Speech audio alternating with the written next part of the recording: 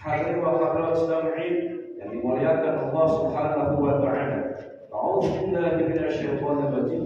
Bismillahirrahmanirrahim. Wal 'ashr.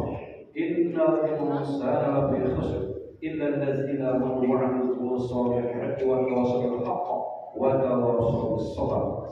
Demi masa sesungguhnya manusia itu benar-benar dalam kerugian kecuali orang-orang yang beriman dan mengerjakan amal soleh dan saling menasihati dalam kebenaran dan nasihat-nasihat dalam kesabaran.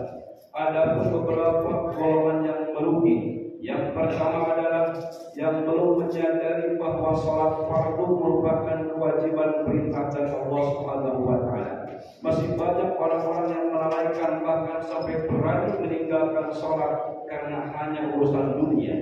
Dari Jabir radhiyallahu anhu, ia berkata bahwa ia mendengar Rasulullah sallallahu alaihi wasallam bersabda, "Inna bainal rajuli wa bainasy syirki wa kufri wa tarki shalah."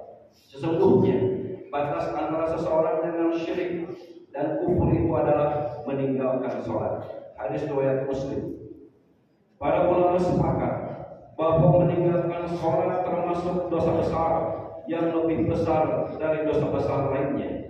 Ibnu Qayyim al-Jauziyah rahimahullah mengatakan, kaum muslimin bersepakat bahwa meninggalkan sholat 5 waktu dengan sengaja adalah dosa besar yang paling besar, dan dosanya lebih besar dari dosa membunuh, merampas hak orang lain, berzina, mencuri, dan minum minuman keras.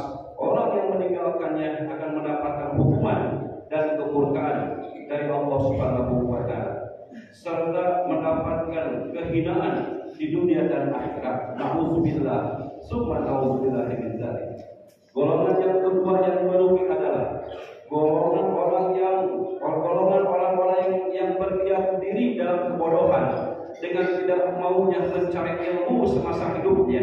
Padahal baginda Rasulullah sudah sangat jelas mengingatkan kepada kita dalam hadisnya, "Man saraka tariqal ilmi, sarakallahu bihi tariqal jannah." Barang siapa yang menempuh jalan untuk mencari ilmu, maka Allah akan mudahkan baginya jalan menuju surga. Ternyata dengan menuntut ilmu adalah sebuah jalan menuju surga. Karena dengan ilmu seseorang akan memahami perkara agama ini dengan benar. Namun sangat disayangkan, rasa malas kerap kali menimpa penuntut ilmu dengan mengatasnamakan lelah atau penat. Kemudian dia berhenti dan tanpa sadar malah menjauh dari jalan yang benar.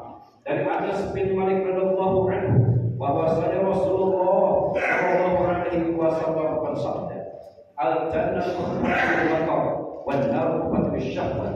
Surga diliputi perkara-perkara yang dibenci oleh jiwa, dan neraka itu diliputi perkara-perkara yang disukai oleh syahwat.